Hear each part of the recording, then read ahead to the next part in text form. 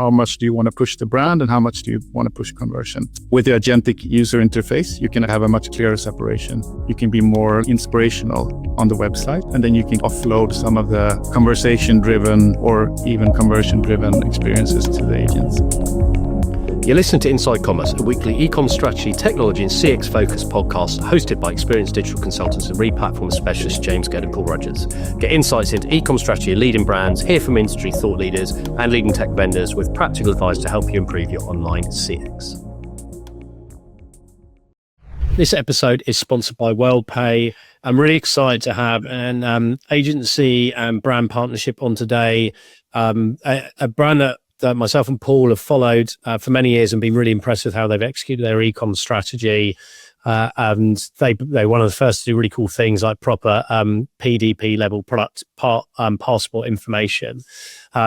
Lots and lots of interesting things to talk about. So the brand is Nudie and the agency partner is Aino. And we're going to be looking at, there's multiple things, but the main things you'll get from the episode is we're going to look at how they both see tech and customer trends impacting the e-com strategy, what good looks like now for collaboration between e-com teams and agencies and how that's evolving. And then also get into some of the more modern tech discussions around the relationship between agentic and traditional websites and how that is changing how brands are engaging with customers. So I will now get our guests to introduce themselves to you. So first, let's get a warm welcome to Melker, who's the tech lead at Nudie Jeans. Hey, Melker. Hey, how are you? I'm good, thanks. Do you want to just give our listeners a flavour for who you are and what you do? So my name is Melker, and I've been at Nudie Jeans for quite some time. I've been doing this full-time since 2003, actually. But I started working with Maria, who founded the brand, at the very same time that she started the brand. And I have been involved in the website ever since then, trying to hack the first ones together in Dreamweaver, if anybody remembers that one. And been doing lots of different things at Nudie Jeans over the years, but lately I've been focusing on the tech side of our ecom operations, basically. Yeah. Fantastic. Thanks. And David, let's get you to introduce yourself. So David, who's the founder at Melker's agency partner, Aino. I'm the founder and I'm leading the tech department here at Aino. So I work a lot with the tech team. I work a lot with our clients, and we have been working together with Melker and Nudie Jeans for I think it's almost 15 years now. So a very long and interesting collaboration. Yeah, and I love that. And this is one of the things I'm really interested in this discussion today, because partnerships and strategic partnerships between agencies and brands is becoming more important as so much of technology is becoming automated and AI is changing the dynamics. So we're going to have lots of interesting discussion points. But let's start with the kind of the overall framing about like the strategic piece. So Melker, e-com's changing fast. Every single week there is so much being churned out about new tech, how people are using tech, what it does for them. What are the main technology and customer trends that you are focused on in your role at Nudie, and how are they impacting your strategy? I mean, I try to keep up with what's happening, of course, but then again, to be completely honest, I would say that we are not very trend sensitive in a way. I mean, basically, we are doing what we have been doing for the last 25 years, and we're not following trends in that sense. And I think to some extent that applies to online as well. And I mean, what are the biggest trends, basically? Is it AI? Yes, of course. Are we following it? Yes, of course. But we are not jumping on the latest fads every day, really. Yeah, I think that's quite interesting, actually, because there is obviously the need to be on top of the market and see what's happening, but not hijacking your overall strategy just because something else is trending, and especially with technology. I think there's a bandwagon in the e-com industry definitely about adopting latest technology, and it might not always be the right thing to jump into straight away. Yeah, But I mean, I followed quite closely. I mean, all the discussions that started right after the NRF in the US. I mean, there was so much talk about UCP and everything, agentic protocols and stuff, and making your site visible for the agents and so on. And I invested quite a lot of time in that. But then again, I guess you can't get any leverage out of it from thin air. It doesn't matter how much you do, you still rely on some kind of, what's the English word? Then there needs to be a demand. It doesn't matter, I mean, how much effort you put into optimizing your site for each and every protocol and schema and markup and stuff. I mean, as long as you're in some way honest about what you do and supply the info and try to be honest with your customers and true to your brand, I guess that wins in the long run. But that doesn't necessarily mean that you don't do anything, of course. But yeah. That's it's an interesting point actually, because for some businesses where the brand is not the driver, and they are selling, like, especially, selling multi-brands and you're competing with lots of others, then it really is a race to get greater visibility because it impacts you, because that type of search query is far higher. I guess for a brand where the brand is driving the interest and the attraction, the scramble to address how AI is taking over search is probably muted for you, because I'd imagine a lot of your search is coming from brand. Yeah, a very large portion of the search is obviously coming from brand. And I mean, let's be honest, of course I would want some unbranded traffic as well. But I mean, brand is, by the end of the day, the brand traffic is the most important one.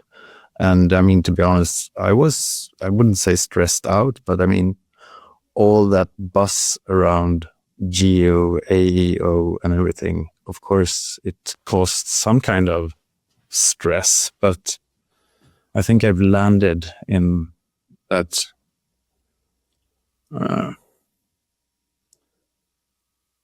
you will be I mean, you're not invisible. I mean, it's in the nature of the LLMs to find you if you're relevant. So, and I mean, do you want to be found on each and every thinkable, impossible search phrase or whatever it is? Does it serve your purpose in the long run? I don't think so.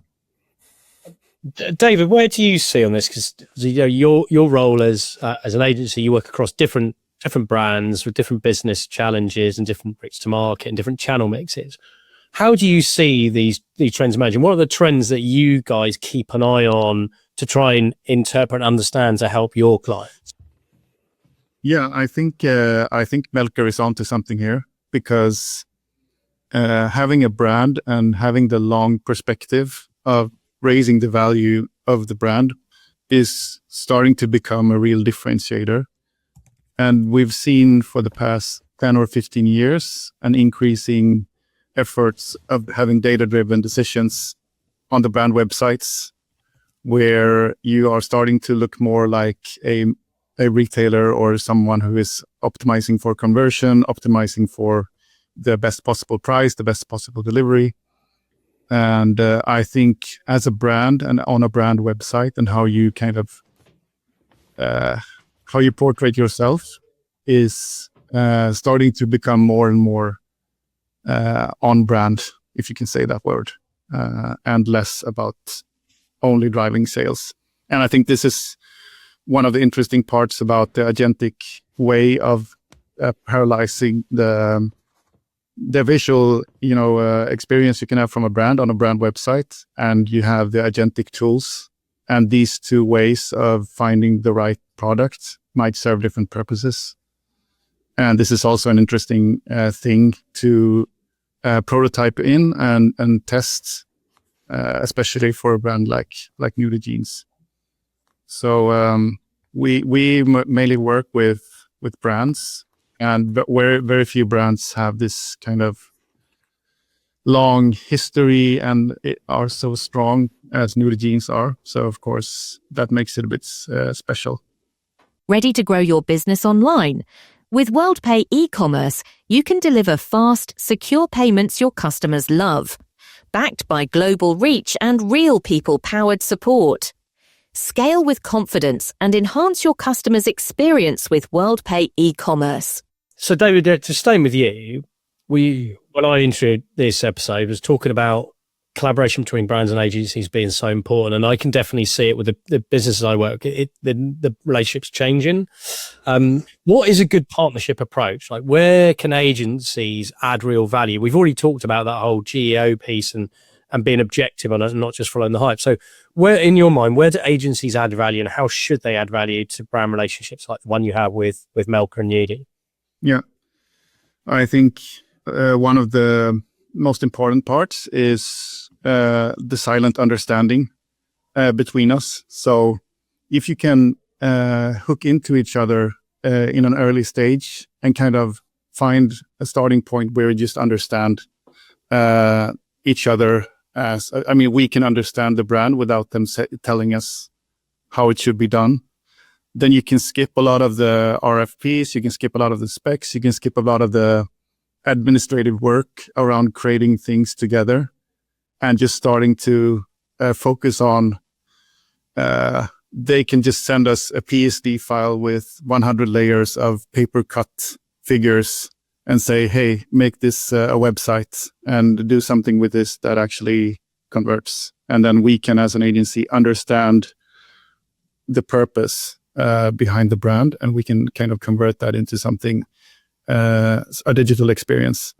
I think having this kind of understanding makes a relationship very strong and very effective, meaning we can have fewer rounds, fewer people involved, and just being more integrated into the brand. So I would say to that point, we kind of want to shift from being an agency as a vendor to being more as an agency as embedded partner. So especially when it comes to technology. And I think being unbiased, being transparent, and being honest about choosing the right technologies, choosing the right path, always keeping in mind the brand's purpose and who they actually are and what kind of emotions they want to, communicate towards the audience. I think that is a very good way to kind of integrate yourself as an agency with a brand. What's your take on this, Melker? Because you said there's been a long-term relationship, right? That will have evolved. So where's your head at? As someone who's leading the tech side of a brand, like, where are you seeing the value an agency needs to bring? I mean, I just wanted to second David on what he said, and I also wanted to add that, I mean, spending as little time as possible on project management and actually spending as much time as possible on building things is also an important part of that long-standing relationship. And the question again, James? It's just, I guess it's how has your mindset changed over the years? Because agency relationships and brands change as the market and the business needs change. So where are you shifting in terms of the what you want from your agency partner and what you want them to focus on? So as in, is it becoming more strategic rather than just about developing and releasing? Yeah, I mean, I guess our collaboration it's both. I mean, sometimes it's very clear objectives from our end, just building, campaign sites or doing this and doing that. But I mean, and sometimes it's very strategic as well, working with more long-term things. So it's a good mix. But I think, to be really honest, we've been doing this for so long time now. So we are basically just executing and doing what we have always been doing. And there's not, we have weekly or bi-weekly check-ins, but other than that, it's just business as usual. It's very little overhead. What do you say, David? Yeah, I agree. And I think this is one of the nice parts of being a long-term, partner, that you just understand each other. And we can do things on our own. We have an idea. We can tell Melker, hey, we want to do this. We think this is good for you. We can be proactive, and we know we have their support, and, they know that we are all doing this together. So I think that just makes the core foundation of a collaboration very effortless. I think that's just like the core of it. Question for you on e-commerce platforms. Obviously, you've worked together not just on the building on the e-com platform, but other third-party technology. And I have so many different conversations with people about what they expect from an e-commerce platform. Some brands I work with, they want more and more features, functionality. They want it native, and they want fewer third-party apps. Others want a truly composable stack where they can just bring in best of breed and do it really easily, and they're not so worried about the e-commerce platform doing everything. I'd love to hear from your perspectives, and maybe let's start, Melker, with you from the e-com leadership point of view. What are your expectations going forward from an e-com platform? Where do you think e-com platforms need to get stronger and better to support e-commerce teams? From our perspective, it's not that we're working with Centra, and we've been working with Centra for quite some time now. And during all our collaboration with Aino as well, it's been basically Centra. And I think it covers our needs, but I think going forward, I think the omnicommerce part is the most important one for us, taking that even further, because for us, of course, we have nudiejeans.com, but we also have some 30 stores around the world, which are very, very important hubs for us, because that's also where our service offer takes place when it comes to repair and when it comes to handing in your old jeans and getting a discount on a new pair. But moving forward, I think we want to extend the offer. It's not just to ship an order from store. It's also about being able to offer unique pieces that are only available in one store, for example. So it's a lot around that for us.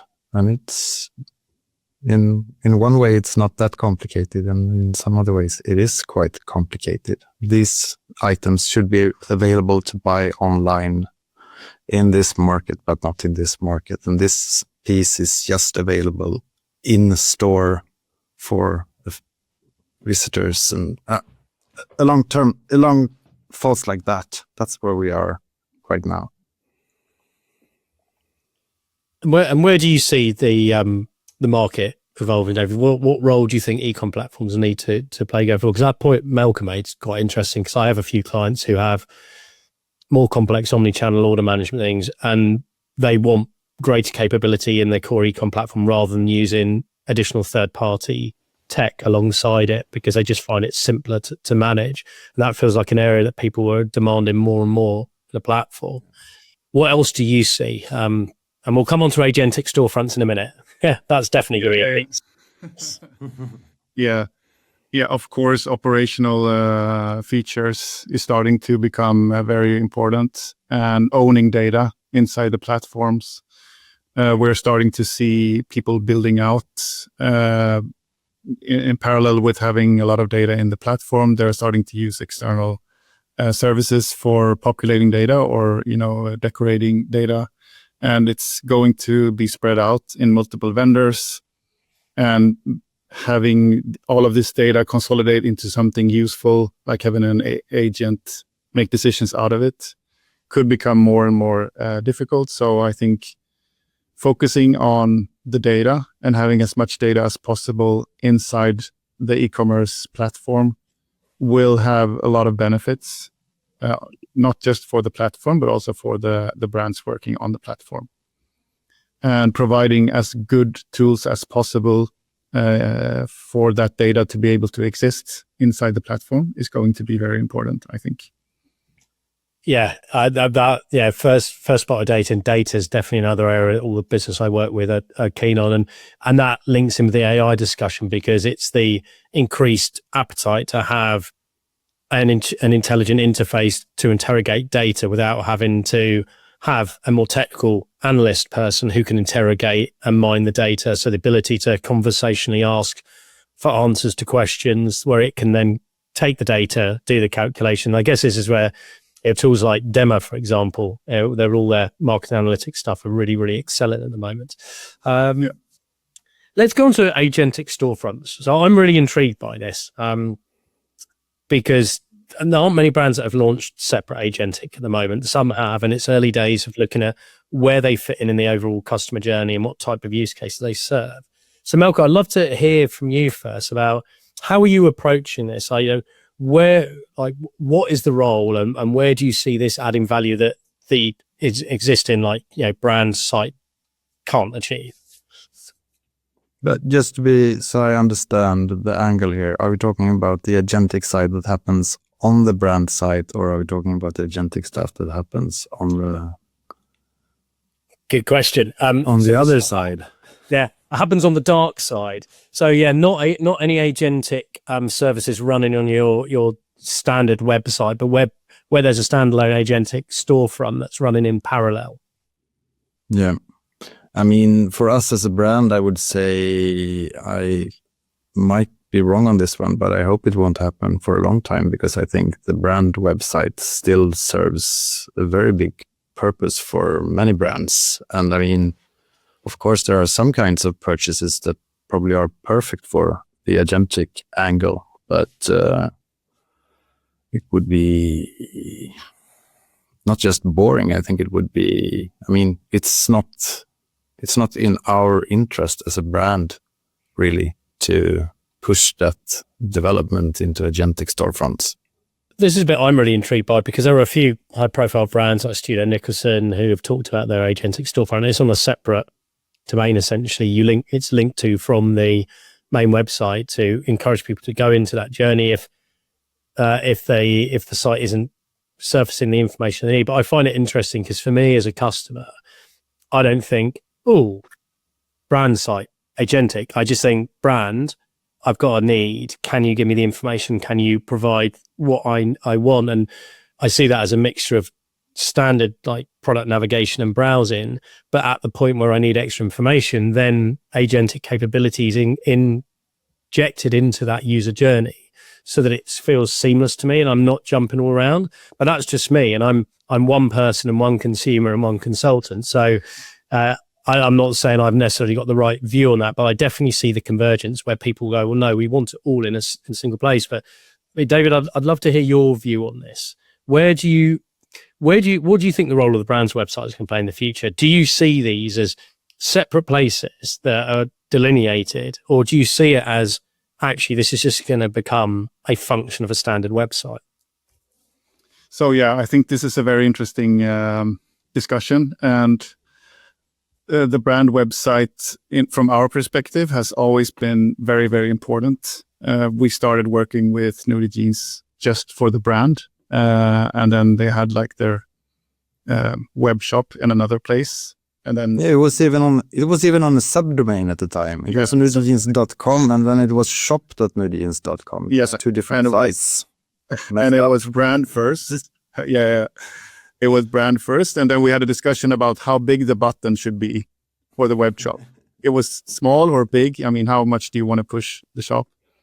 And going from there to today, where a lot of brand websites has adapted a lot of the conversion optimization coming from, maybe larger multi-brand stores. And they're starting to look more and more like a retailer who has another, focus. I think the brand website should always be brand first, and you should always try to make the customer want to buy their products.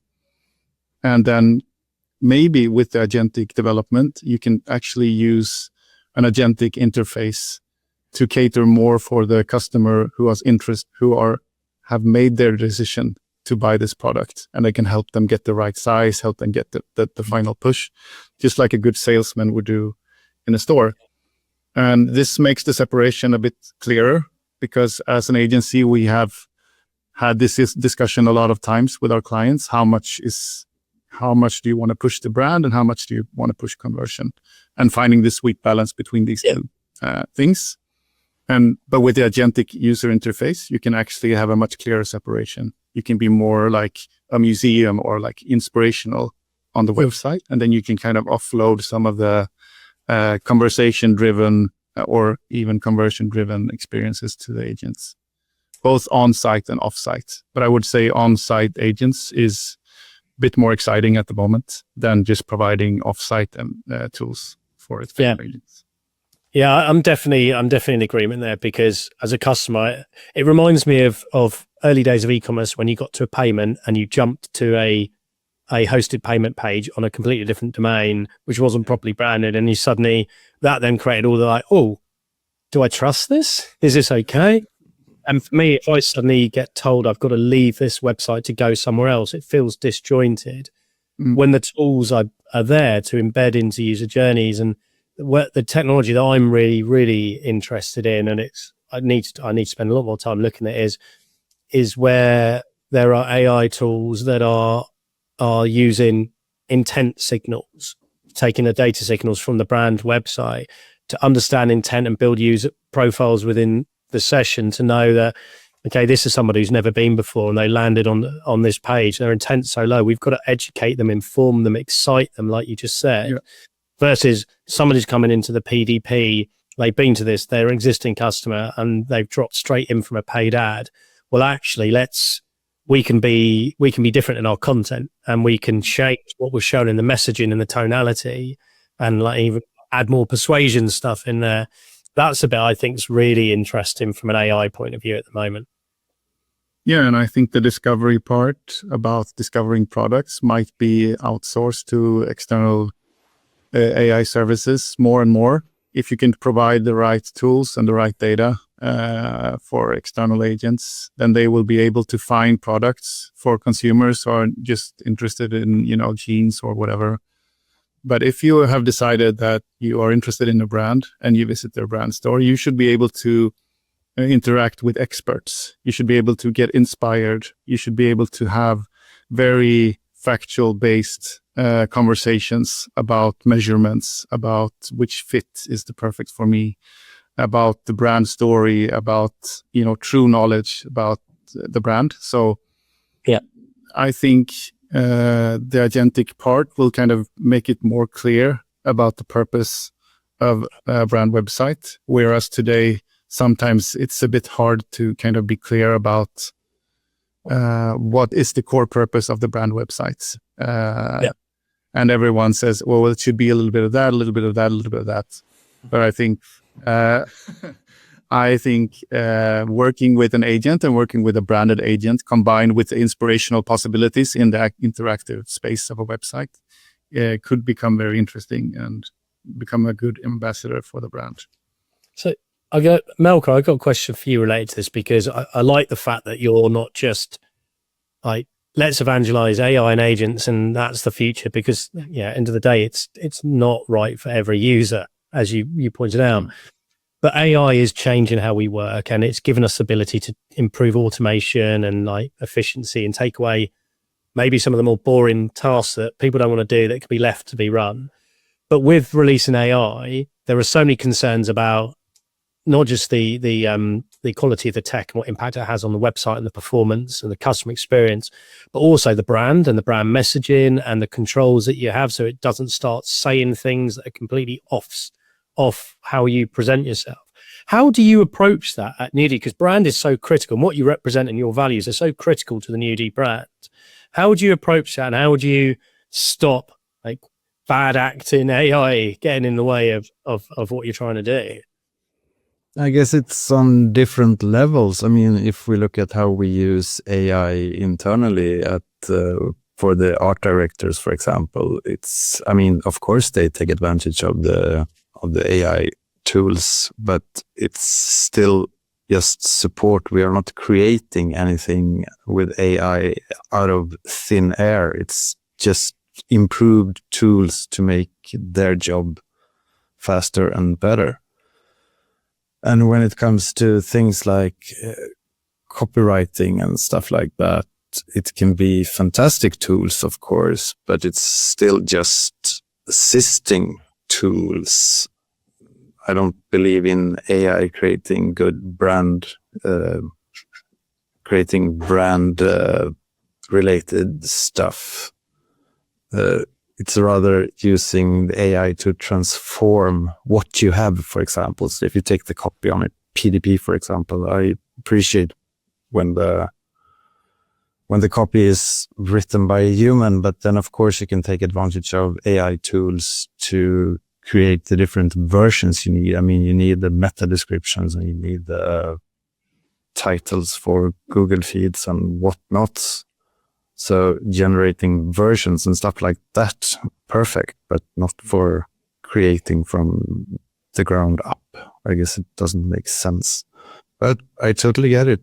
I mean, we're a fairly small brand with a limited set of products. I guess it's a different thing if you sell thousands and tens of thousands of products. But so, yes.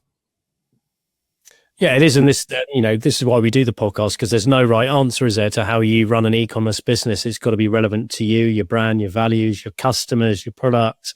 And this is why I love having these discussions, because every discussion has a different viewpoint, and that's great. David, how about yourself? I had a really interesting conversation a few weeks back with an agency I know in the UK, and they've been very excited about how they're using Claude tools internally to help them improve workflows as a development agency and partner agency, and how they're helping provide more efficient services to clients as a result. How do you guys approach it? What role does the AI tech have in you, and how you then work with your clients? Yeah, of course, it's been such a big leap for all of us working in with development, and AIs have, in a very fast pace, become super good at programming and generating code. So, of course, we are taking advantage of it, and it's changing the perspectives of a developer that might be becoming more of an architect rather than just coding by themselves.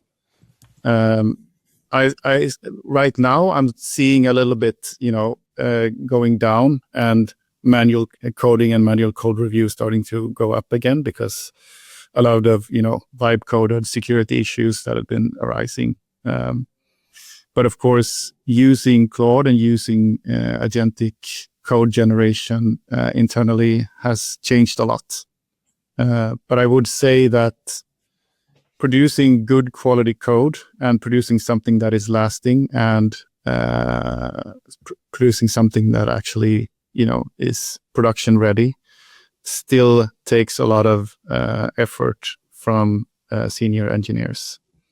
And having, both things at the same time, being able to oversee the agents and kind of have them doing the right thing it has improved a lot. We're also using it to actually collaborate with our clients, so our clients can have a closer access to the code base through agents, and they can use agents to make plans together. If you have an agent that has access to a lot of the data around a website, a lot of the code, a lot of the data, a lot of the logs, product data, for example, you can actually start to ask the agent, okay, we want to do this and this and this.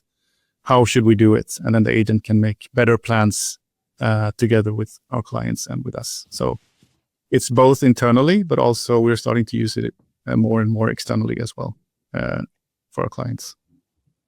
And then from an agency perspective, are you seeing the future as being there's going to be fewer entry level developer roles and there's going to be more senior engineering because of that?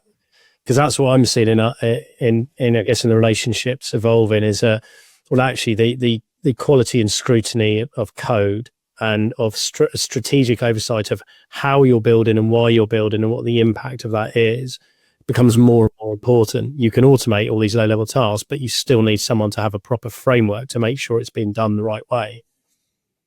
Yeah, I think that's true. But I still think we need entry-level developers, not just maybe for coding, but also for managing client requests, managing smaller tasks, managing, as an operational agency, you still need people to handle things that are humans. Even though they might not be the best coders, they could still be really good communicators or good to explain how things work and making things work and So I would say entry-level coders will probably come back when this has kind of plateaued a bit. But that's what we've seen so far has been a lot of entry-level coders having very hard time getting jobs. But I don't think it will last for so long. I still think we will need them in the future, but maybe for different tasks. Interesting. I've got a final question, which is around roadmaps. And this is always fun hearing from technical leads on it. And you both talked earlier about how your relationship, how you work together to do less project management and more getting on with things. How do you approach the technology roadmap? So not like the building stuff on the current platform, but in bringing in new technology and how you integrate that. How do you guys approach that together? Melker, maybe you can start on this. How do you identify when you need additional tech? How do you do the assessment so that you don't spend months and months and months trying to run the project and you can get on with implementing? I guess to a certain extent that goes back to what David just explained about their agentic setup, which has access to our code base. I mean, if I'm just curious about the tool and what implications it would have and how complex it would be to integrate it, for example, I can just start off by asking the agent that Aino has set up for us. He's called Ian for some strange reason. I don't know why. You, David? And with that, as he has a complete access to the code base, it's very easy for me to get a first impression of what implications it would have to integrate something like that. So that makes it very easy to, instead of sending David a request for some new unknown impossible tool, I can dig around quite a lot on my own just to get a good picture of how complex it would be and if it's even possible. Does that make sense? Yes. Yeah. And I mean, that also offloads a lot of those questions that I guess most customers have or clients, just harassing the agencies with impossible questions and requests for the latest technique. That then we can kind of triage that before it reaches the developers. And And David, from your point of view, you said like one of the areas you think agencies, and I fully agree, should add value is by helping, like pre-filtering and saying, look, this tech isn't right, and this is why. This one is going to be too expensive, but these two are really, really good, and we're impressed. How do you go about doing that? Because there's obviously lots of tech you look at across different projects. How do you make sense of that so that you can share those insights to help people speed up decision making? Yeah, I think prototyping before, we always want to be completely neutral. And we see a lot of agencies, they have their preferred tech stack, they have their preferred partnerships, they have maybe some commission or whatever. So they are biased in their decisions. But if you always stay kind of neutral and build quick prototypes to test something and discuss the real value that this service might add in the end, I think it helps. We want to be able to help the client make a good decision. So implementation costs, what are the real values? And just, trying to be as a good partner as possible finding the right tools for the client. But as Melker said, AI can also help a lot in terms of having an estimate on how much impact something would have on a code base, how invasive it would be. Also in the long run, do we need to change a lot in the code base? Will this make us more stuck with this vendor? Where is the data going to be stored? Should we have access to the data? Can we integrate it with our logs? Stuff like that. So there's some different perspectives, but I would say the most important part is to be unbiased and, kind of want to really find the best tool possible. Yeah, that's what I always say to clients I work with is you want your partners to be opinionated but unbiased, because not having an opinion is not good. That's true. That's very true.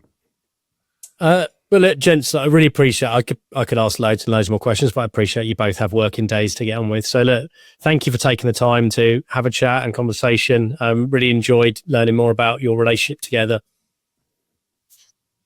Thank you as well. Thank you. It was nice talking. And thanks to everyone for listening. If you've got any other questions, want to learn more, do reach out. All the contact details are on our landing page as always. You're listening to the Inside Commerce podcast hosted by experienced consultants James Gerd and Paul Rogers. Inside Commerce is your fast track to digital knowledge, featuring interviews with leading e-commerce retailers, industry thought leaders, and the C-suite of key tech companies to explore the latest in digital strategy, customer experience, and tech. Discover what the latest trends really mean and get practical advice based on experience to help fine-tune your e-com strategy and tech stack. Follow us on LinkedIn and reach out to James or Paul if you'd like to discuss an e-commerce project. We hope you enjoy the latest episode.